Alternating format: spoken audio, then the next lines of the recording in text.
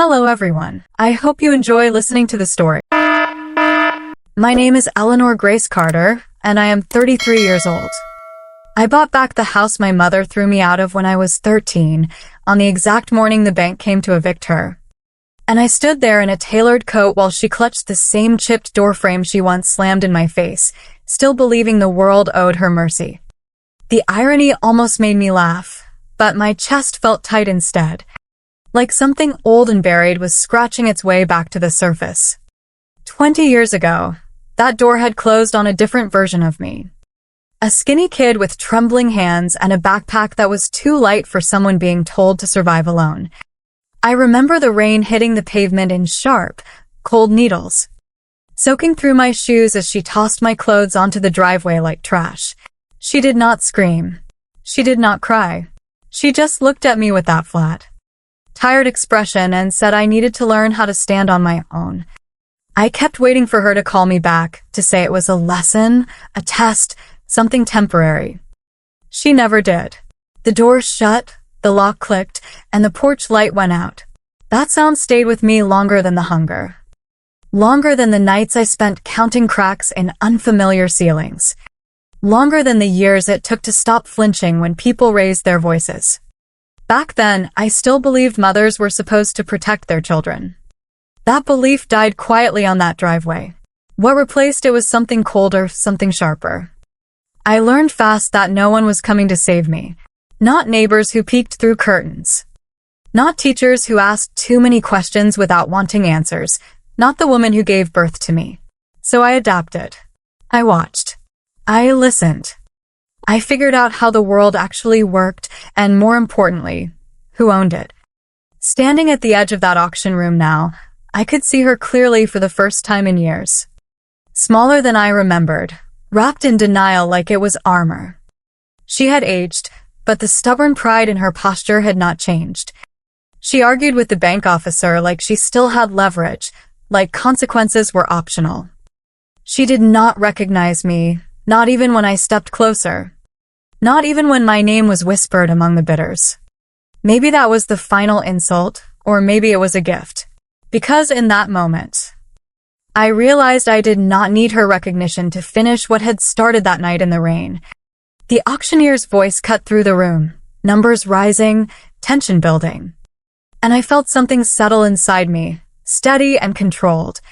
This was not about anger anymore. This was not about proving anything to her. This was about closing a loop that had been left open for 2 decades. I raised my hand without hesitation, my voice calm as I placed the winning bid. And as the gavel struck, I understood something simple and brutal. She had taught me how to survive. I had learned how to own. The first night after she shut the door on me, I learned how quickly the world strips you down to what you can carry and what you can endure. My backpack held 2 shirts, a half-empty notebook, and a granola bar I rationed like it was gold. I slept behind a convenience store because the backlight stayed on all night. And for some reason that made me feel less invisible.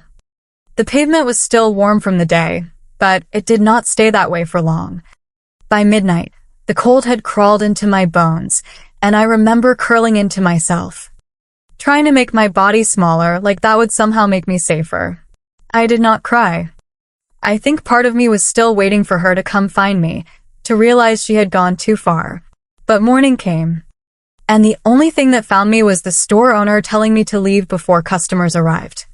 That was the moment something shifted. Not dramatically, not like in the movies. Just a quiet understanding settling in my chest. No one was coming. If I wanted to eat, I had to find a way.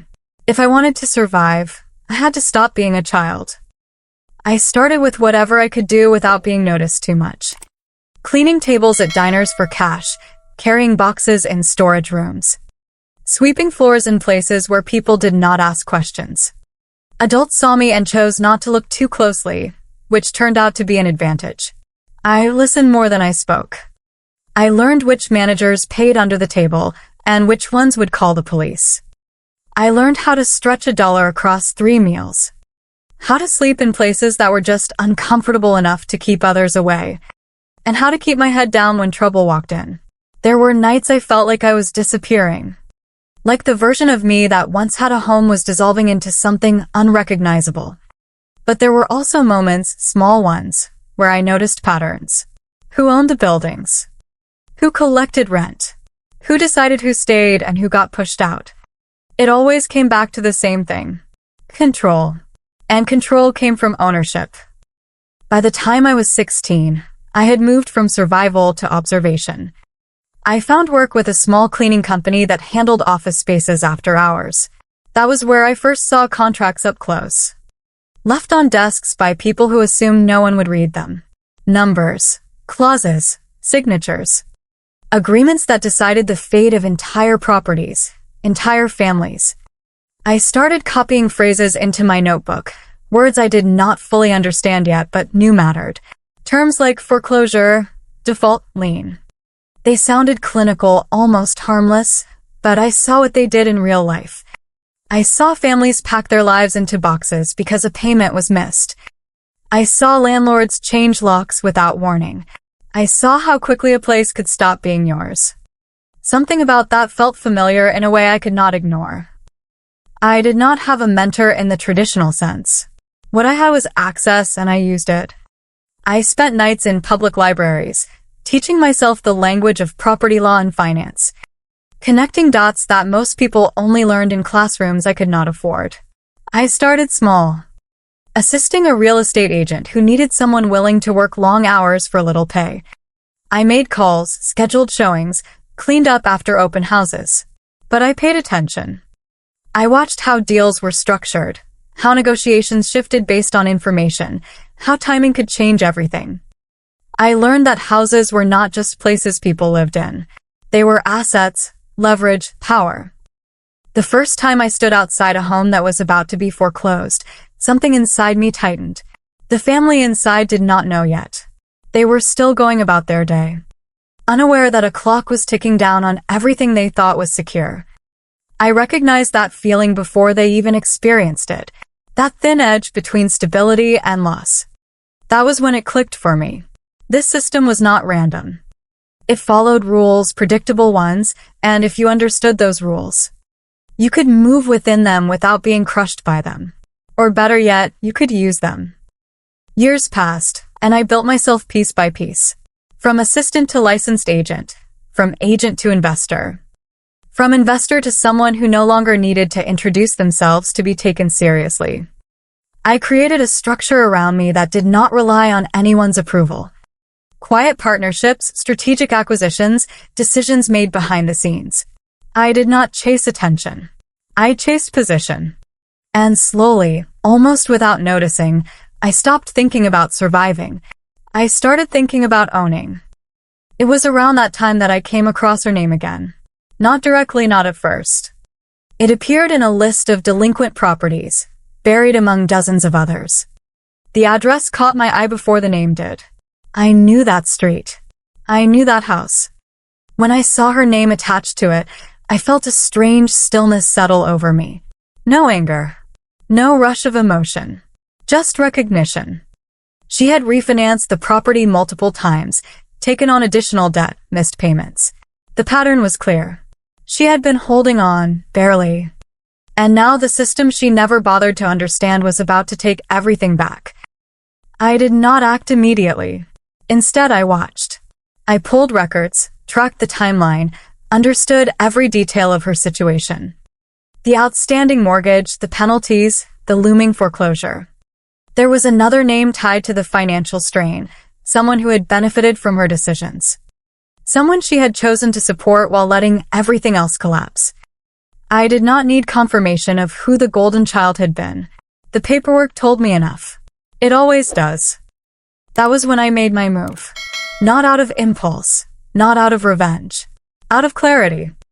I structured my involvement through a separate entity, one that would not trace back to me in any obvious way. I acquired a portion of the debt quietly, positioning myself where it mattered. Not enough to draw attention, just enough to be in the room when decisions were finalized. Every step was deliberate. Every signature, every transfer, every deadline aligned with a plan that had been forming long before I even realized it. When the official notice of foreclosure was issued, I was already prepared. The date of the auction was set, and all that remained was execution. I remember standing in my office the night before, looking out over a city that had once felt impossibly large and indifferent. Now it felt different. Not smaller, but more defined. More understandable. I thought about that night in the rain, about the version of me who had nothing and no one. And I realized something that surprised me. I did not hate her anymore. I did not need to. Hatred is heavy, and I had learned to travel light. What I felt instead was focus. The morning of the auction, I arrived early. Not because I needed to, but because I wanted to see it all unfold from the beginning. The room filled slowly, investors taking their seats, conversations low and calculated. And then she walked in. Olderous. Tired, definitely. But still carrying that same belief that things would somehow bend in her favor. She argued with the bank representative, her voice sharp, insistent. It did not change anything. It never does at that stage. Systems like this do not respond to emotion. They respond to numbers, to contracts, to obligations that have already been broken. I stayed where I was, just another bidder among many, my presence unremarkable. I listened as the details of the property were read aloud, each fact reducing a lifetime of memories into a set of figures and conditions. Starting bid. Incremental increases. Terms of sale. It was all so clean, so detached from the reality it represented. And yet, this was the language that mattered. This was the arena where outcomes were decided. As the bidding began, I felt that same steady calm settle in again. No hesitation. No second-guessing. Just action aligned with intention.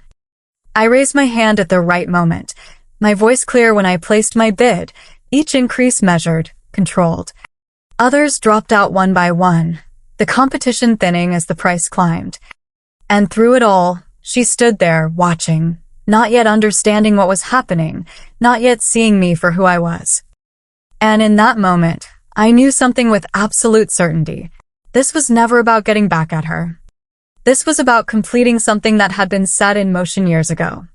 This was about ownership in every sense of the word. The auctioneer's voice moved like a metronome, steady and indifferent. Each number slicing the air into clean, measured pieces. And I stood there with my hand resting at my side, waiting for the exact moment when hesitation would cost someone else the advantage. Bidders dropped out in predictable patterns, some too cautious, others too aggressive too early. And I let them exhaust themselves while I watched the room, not just the numbers but the reactions. The subtle shifts in posture, the flicker of doubt in their eyes. This was never chaos. It only looked that way to people who did not understand the rhythm. When I raised my hand again, my voice did not rise, did not strain. It cut through clean and calm. And the auctioneer repeated my bid with the same detached tone he had used for every other number, but something in the room shifted. The price had crossed into territory where only those with clear intent would remain. That was where I had always planned to be. She was still arguing with the bank officer when the final round began, her voice sharp, brittle. Clinging to fragments of authority that no longer existed, insisting there had to be a mistake. That she needed more time, that this could be fixed. The officer did not even look at her anymore. He had already moved on. Already accepted the outcome that had been set in motion long before this morning. Systems do not pause for regret. They do not rewind for second chances. They conclude. And this one was almost finished. Another bidder raised their paddle, a quick, reflexive move, but I saw it for what it was. A last attempt to hold ground without fully committing to the cost. I answered immediately, my bid precise, leaving no room for negotiation. The silence that followed was heavier this time, stretching just long enough to make the room hold its breath. The auctioneer looked around once, twice, searching for any sign of resistance, but none came. The other bidder lowered their paddle slowly, almost reluctantly, and in that moment, it was over. The gavel came down with a sharp crack that echoed louder than it should have, final and absolute. Sold. The words settled into the room like dust after a collapse, quiet but impossible to ignore. Papers shifted, chairs creaked, conversations started again in low murmurs, but for me, everything narrowed to a single point. The agent approached with the contract, polite, efficient, already moving to the next step as if this were just another transaction among hundreds. To them it was. To me, it was the closing of something that had begun on a rain-soaked driveway 2 decades ago. I took the pen, feeling its weight between my fingers, and signed my name without hesitation. Clean, deliberate strokes. Ownership formalized in ink. That was when she finally looked at me. At first, it was just curiosity, a reflexive glance toward the person who had just taken everything she was trying to hold on to. Then confusion, as her eyes lingered a second too long, searching for something familiar. Recognition did not come all at once. It unfolded slowly, like a memory she did not want to access but could not avoid. I watched it happen in real time. The moment her mind connected the face in front of her with the child she had pushed out of her life. Her lips parted slightly, but no sound came out. For the first time since she walked into that room, she was silent. I did not move. I did not offer a greeting, did not soften my expression, did not give her anything she could interpret as invitation. I simply stood there, holding the signed contract. The weight of it far greater than the paper itself. She took a step toward me, hesitant now, uncertain in a way I had never seen before. The woman who once spoke in absolute terms, who decided fates with a single sentence, now looked like she was trying to understand the rules of a game she had never bothered to learn. This is not possible, she finally said, her voice lower, stripped of the sharpness it carried moments ago. How are you here? I let the question hang for a second, not because I did not have an answer, but because I knew she would not understand it even if I gave it to her in full. There are things you only learn by living through them, by enduring them, by being forced to adapt when everything familiar is taken away. I had done that. She had not. You told me to survive, I said, my tone even, almost conversational. I did. Her face tightened, the lines around her mouth deepening as she searched for a way to regain control of the situation. I was trying to teach you something, she said quickly, the words coming out in a rush now. You were too dependent. Too soft. I had to make you stronger. You cannot blame me for what happened after. There it was. The justification. The reframing of cruelty as necessity. It would have meant something to me once. It would have cut deep, reopened wounds I had spent years closing. But standing there now, it felt distant, almost irrelevant. Like listening to a story that no longer belonged to me. You did not teach me, I replied, my voice still calm, still controlled. You removed yourself. Everything after that, I figured out alone. She shook her head, stepping closer, her hands lifting slightly as if she wanted to reach for me, but was not sure she had the right.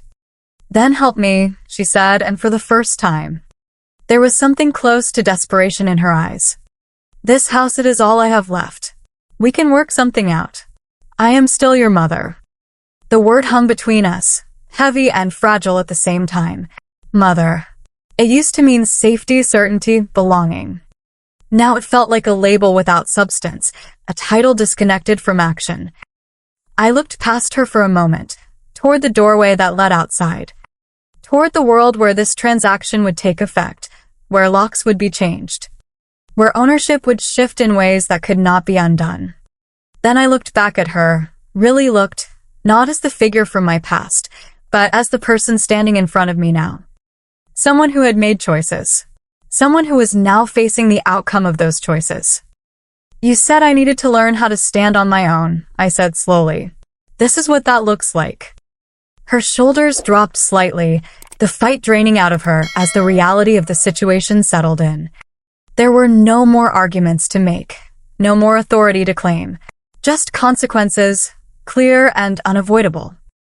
The agent returned, asking for confirmation on the transfer process, his tone professional, detached from the tension unfolding in front of him. I answered without hesitation, confirming every detail, every step that would finalize the transition. Each word moved things forward, away from possibility and into certainty. As the paperwork was completed, I felt something shift inside me, not a surge of triumph. Not a wave of satisfaction, but something quieter. Resolution. The kind that does not need to be announced. The kind that settles into place without drawing attention to itself. The loop had closed. The door that once shut on me had led me here, to this exact moment, where I was no longer the one left outside. When it was done, I turned to leave, the contract secured, the outcome decided. She called my name once, soft, uncertain, as if testing whether she still had any claim to my attention. I paused for a brief second, not turning back, just acknowledging that the sound existed. Then I walked out. I did not go back to the house immediately. That would have been too easy, too impulsive, and I had not come this far by acting on emotion. Instead, I let the process unfold the way it was designed to. Legal notices were issued, timelines enforced, locks scheduled to be changed. Everything moved with quiet precision. The same system that once took everything from people now working in my favor, because I understood how to navigate it. I watched it all from a distance at first, reviewing documents, confirming transfers, ensuring there were no gaps, no loose ends. Control is not about a single moment. It is about making sure every step after that moment holds. 3 days later, I stood in front of the house again. It looked smaller than I remembered. The paint was worn, the edges of the porch chipped, the yard uneven in a way that told a story of neglect. Time had not been kind to it. Or maybe it had simply revealed what was always there once the illusion of stability faded. I stood at the gate for a moment, my hand resting lightly on the metal latch, feeling the faint vibration of memory rather than anything physical. This was where I had once stood, soaked in rain, waiting for a door that never opened again. Now the gate gave way with a simple push, no resistance, no hesitation. The front door was unlocked, not out of carelessness, but because it no longer mattered to the person who had been holding on to it.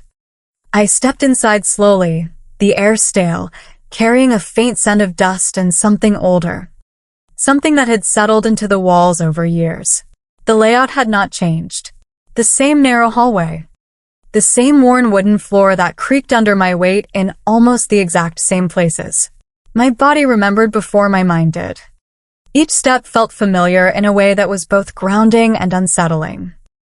I moved through the rooms without rushing. The living room still held the outline of furniture that had been removed. Faint shadows on the floor where weight had pressed down for years. The kitchen was cluttered with remnants of a life that had been unraveling. Unpaid bills stacked near the sink, dishes left unwashed. Small signs of strain that had built up over time. I did not touch anything at first. I just looked. Not as a child returning to a place of pain, but as the owner of a property assessing its condition. That shift in perspective was subtle, but it mattered. When I reached the staircase, I paused. The second floor had always felt different. Quieter. More personal. That was where my room had been, if it could even be called that. A space just big enough for a bed and a small desk. A place where I had learned to stay out of the way, to make myself smaller so I would not be noticed. I walked up slowly, each step measured. The sound of my movement echoing slightly in the empty house. At the top of the stairs, the door to that room was still there, slightly ajar. I pushed it open. The room was empty now. No bed, no desk, no trace of the version of me that once existed there. Just bare walls and a window that let in a thin stream of light. For a moment, I stood in the doorway, not stepping in, just observing the absence. It would have been easy to fill that space with emotion, to let memory dictate what I felt. But what I felt instead was clarity. That room had not defined me. It had contained me for a time, but it had never determined who I would become. I stepped inside and walked to the window. From there, I could see the driveway, the exact spot where I had stood that night. The angle was the same. The distance had not changed. Only I had. A sound behind me broke the stillness. I turned slightly, already knowing who it was before I saw her. She had come back. Of course she had. People do not let go of places like this easily, even when they no longer have the right to claim them.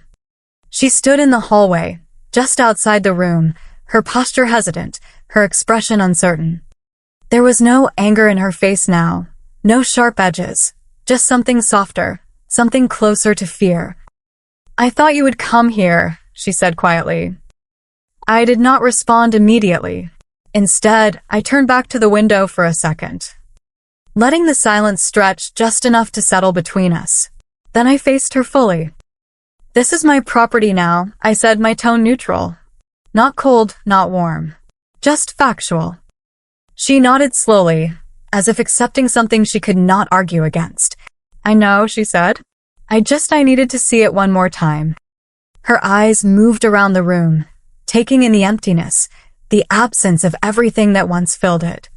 There was a heaviness in the way she looked at the walls, as if she was trying to reconstruct something that no longer existed.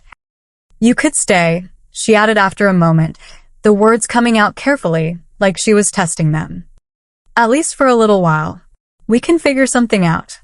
I can fix things." I watched her closely, not the words themselves, but the intention behind them. This was not an apology. It was an attempt to restore a version of reality where she still had some control, some ability to influence the outcome. It was familiar. It was also too late. "There is nothing to fix," I said. Her shoulders tensed slightly, and for a second, I thought she might push back, might return to the version of herself that argued, that demanded. But she did not. Instead, she took a small step into the room, then stopped, as if she was unsure how far she was allowed to go. "I was wrong," she said finally, the words quieter than anything she had said before. "About a lot of things." I held her gaze steady, not dismissing what she said, but not accepting it as something that could change what had already happened. Regret does not rewrite history. It only acknowledges it. "You were," I replied. The simplicity of that answer seemed to settle something in her. Not resolve it, not erase it, but define it. She nodded once, slowly, then looked past me toward the window again. "So what happens now?" she asked. I turned my attention back to the room, to the space, to the structure that had carried so much weight for so long. Then I stepped past her, moving toward the door. "Now," I said, pausing just long enough for the words to land, "you learn how to stand on your own." I walked out of the room, down the stairs, through the hallway, and toward the front door without looking back. I closed the front door behind me with a quiet click. The same sound that had once marked the beginning of everything I had to endure, now signaling something entirely different, something final. The air outside felt lighter, or maybe it was just me. For a moment, I stood on the porch, looking out at the street that had once felt endless and unforgiving. The place where I had learned that survival was not given, it was taken. Cars passed by without slowing. People moved along their routines, unaware that for me, this small patch of concrete held the weight of 2 decades. And yet, it no longer pressed down on me the way it used to. That surprised me more than anything. I walked down the steps slowly, not out of hesitation, but out of awareness, letting each step register, letting the moment settle instead of rushing past it. The driveway was exactly where it had always been, the same cracked surface, the same faint discoloration where rainwater used to collect. I stopped at the edge of it, looking at the spot where I had once stood, soaked and shaking, waiting for a door that never reopened. Back then, I thought that moment defined me. I thought being left behind meant I was worth leaving. It took me years to understand that it said more about her than it ever did about me. Inside the house, I could hear faint movement, slow, uncertain, as if she was still trying to make sense of the space now that it no longer belonged to her. I did not turn back. I did not need to. Whatever needed to be said had already been said, not through words, but through everything that had led to this point. Ownership is not just about property. It is about reclaiming the parts of yourself that were taken, the pieces you had to rebuild without guidance, without protection. And standing there, I realized I had already done that long before I signed my name on that contract. I reached the gate and rested my hand on it for a brief second, the metal cool under my palm. There was no anger left in me, no desire to prolong what had already resolved itself. Some people look for closure in apologies, in reconciliation, in rewriting the past into something softer. I did not. I found mine in clarity, in understanding exactly what happened and choosing what it would mean for me going forward. She had made her choices. I had made mine. As I stepped out onto the sidewalk, I took one last look at the house, not as a symbol of pain, but as something that no longer held any power over me. It was just a structure now. Walls, floors, windows. The meaning it once carried had been stripped away, replaced by something quieter, something stronger. I did not need to destroy it to move on. I only needed to stop being defined by it. I turned and walked away without looking back again, my steps steady, my pace unhurried. The weight I had carried for so long finally settling into something that no longer needed to be carried at all. In the end, I did not win because I took something from her. I won because I finally took myself back. The house was never just a house. It was a memory, a wound, a question that stayed with me for 20 years. And now it is just a place. Nothing more. Nothing less. Some people will say I was too cold. Others will say it was justice. But here is the truth. Sometimes, closure does not come from forgiveness. It comes from standing where you once fell and realizing you are no longer the same person. So tell me, if you were in my place, would you have done the same or chosen a different ending? If this story made you feel something, do not forget to subscribe, and share your thoughts in the comments. I read every single one.